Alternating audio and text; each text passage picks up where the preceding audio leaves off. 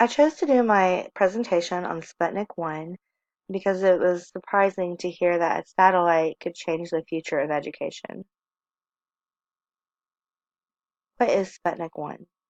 According to NASA, Sputnik 1 was the first artificial satellite. It was launched and entered Earth's orbit on October 4th, 1957. Sputnik was originally meant as fellow traveler, but has since become known as just satellite. Some fun Sputnik 1 facts. Sputnik was a small sphere about 22 inches in diameter. It weighed 183 pounds. It used a radio beacon to send a beeping sound back to Earth every 98 minutes as it orbited the planet. This beeping sound was played over the world's radio stations. It was also credited for helping instigate President John F. Kennedy's 1961 declaration that America would put a man on the moon. So how did this lead to better education?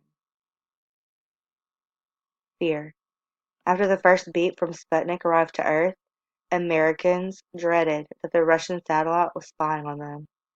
With only Russians having the intelligence to send satellites into space, the U.S. decided to increase their efforts to educate students in the science field.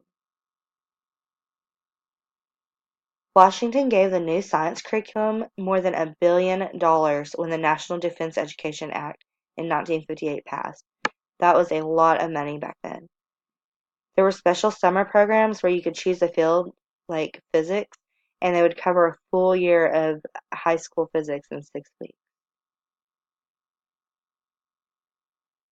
The National Defense Education Act was passed by Congress and signed into law by President Dwight Eisenhower. It was passed on September 2nd, 1958.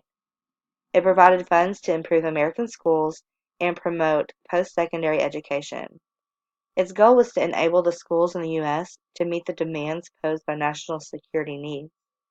However, the biggest goal was to become number one in science and technology. The National Defense Education Act marked the beginning of large-scale involvement of the U.S. federal government in education. It improved curricula and teaching of science, math, and foreign languages. It included support for guidance, counseling, testing, and the identification of the brightest students. The National Science Foundation was used to develop curricula for science and math. New curricula designed by professors in major research universities instead of professional educators. Math teachers participated in professional development workshops to learn the new math and how to teach it.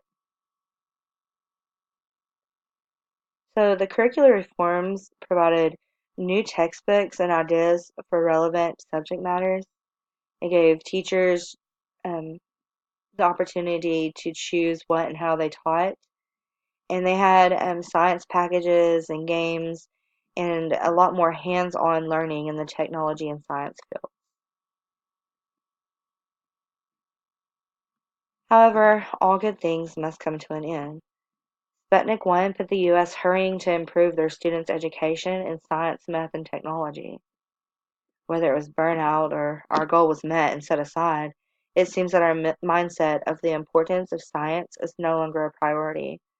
There's the concern now that the U.S. is falling behind other countries in scientific and technological advances once again. This is my presentation on Sputnik 1 and how it changed the future of education.